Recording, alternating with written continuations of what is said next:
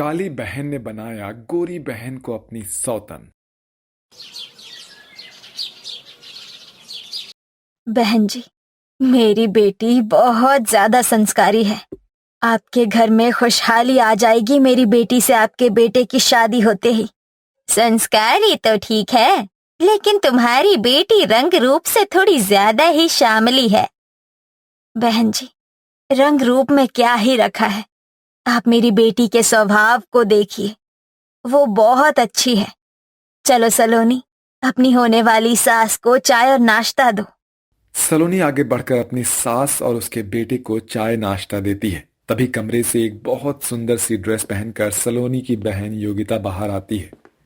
आज मेरे कॉलेज में फैंसी ड्रेस का कंपटीशन है, तो बताओ माँ, मैं कैसी लग रही हूँ? सुजाता और कुणाल योगिता को देखते ही रह जाते हैं क्योंकि योगिता बहुत सुंदर और गोरी होती है। माँ, जब इनके घर में इतनी सुंदर बेटी है तो आप मेरी शादी इस काली कलूटी से क्यों करवा रही हो? मुझे बड़ी बेटी से ज्यादा छोटी बेटी पसंद आई है। अरे वाह निर्मला बहन, तुम्हारी छोटी बेटी तो बहुत ही सुंदर है, कितनी गोरी है। दरअसल मुझे आपसे कुछ बात करनी है। मेरे बेटे को आपकी बड़ी बेटी नहीं, बल्कि छोटी बेटी पसंद आई है। मैं सोच रही थी क्यों ना ये रिश्ता आपकी छोटी बेटी से ही कर दिया जाए। बहन जी, आप ये कैसी बातें कर रही हो? बड़ी बेटी के होते हुए मैं पहले छोटी बेटी की शादी कर दूं? ऐसा नहीं हो सकता। पहले मैं अपनी बड़ी बेटी की ही शादी करूंगी। ठीक है, मैं भी देखती हूँ कब तक तुम अपनी काली बेटी के चलते छोटी बेटी को कुंवारा घर में बिठा कर रखती हो। सुजाता अपने बेटे के साथ वहां से चली जाती है, जिसके बाद सलोनी रोने लगती है। बेटी शांत हो जा, चुप हो जा। अगर एक रिश्ता टूटा है तो क्या हुआ, मैं तेरे लिए दूसरा रिश्ता ढूंढ दूंगी। ये हुई ना बात।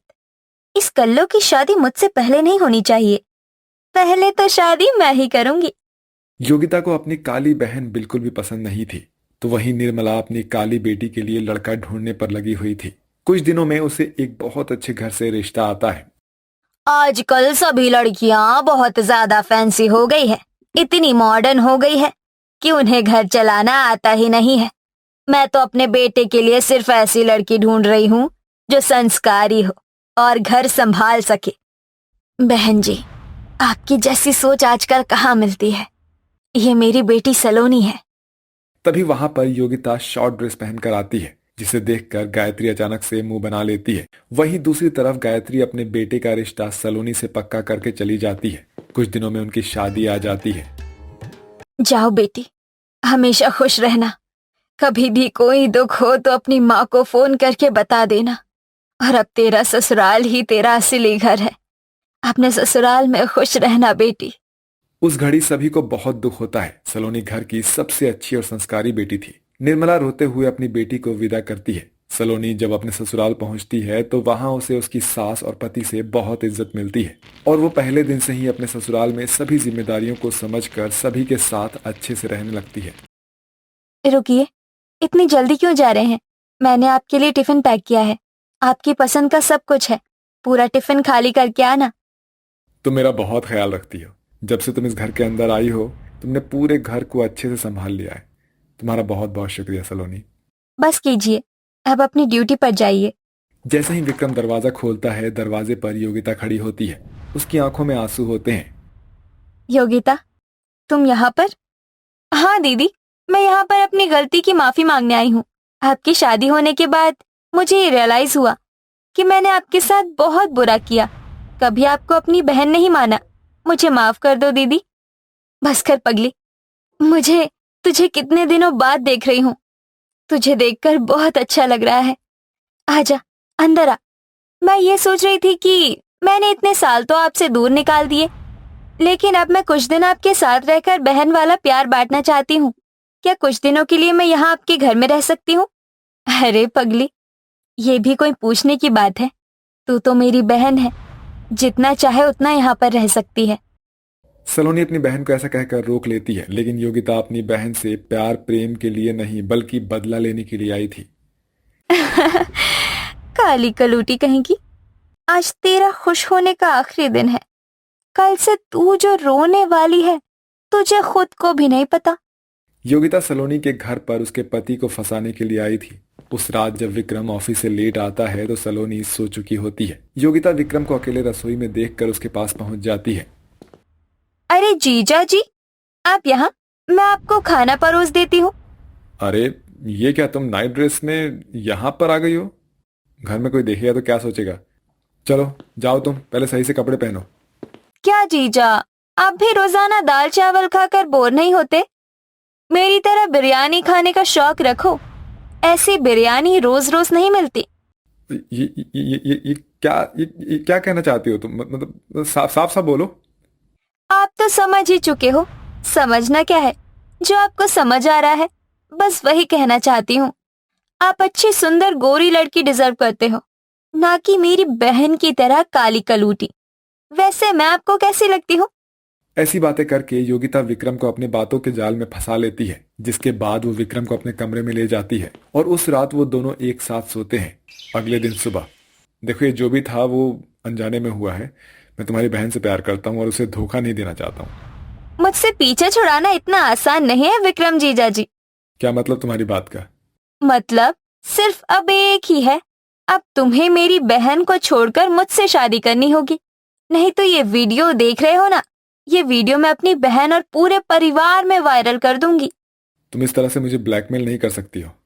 अफसोस जीजा जी, मैं आपको ब्लैकमेल कर रही हूँ और आपके पास मुझसे शादी करने के अलावा और कोई चारा भी नहीं है।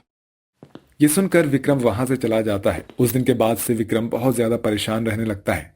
उसे कुछ समझ नहीं आता। दिन रात वो सोच में पड़ा रहता है। आप यहाँ क्या कर रहे हैं? देख रही हूँ कई दिनों से आप बहुत ज्यादा परेशान हैं। क्या बात है, मुझे नहीं बताओगे?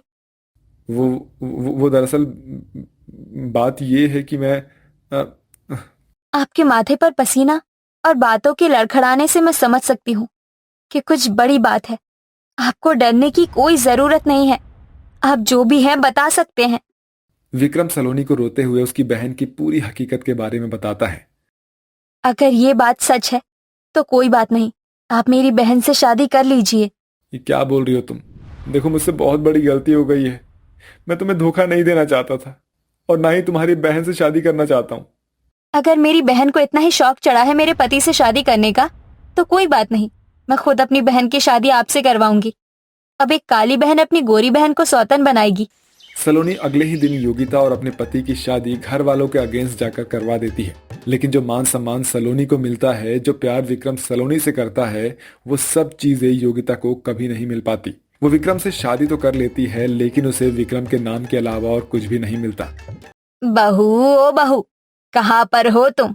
अरे जल्दी आओ, हमें बहुत देर हो गई है, पूजा शुरू होने वाली होगी वहां पर। जी माँ जी, कहाँ चलना है बताइए, मैं तैयार हूँ।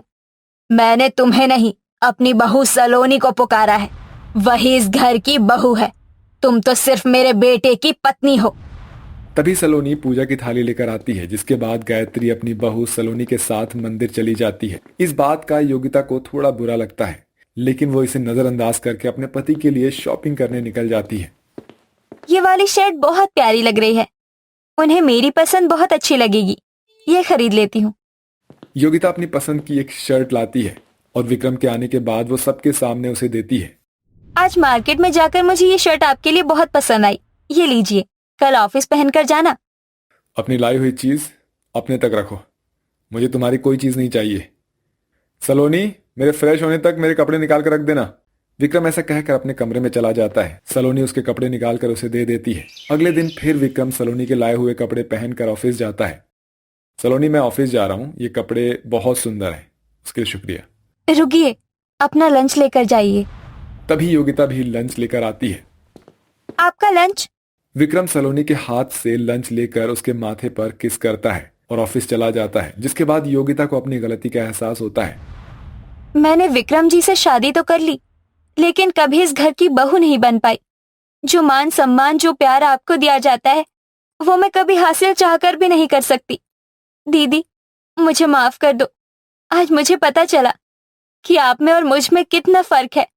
मैं गोरी होकर भी अंदर से काली थी, लेकिन आप काली होकर भी अंदर से बहुत गोरी हो।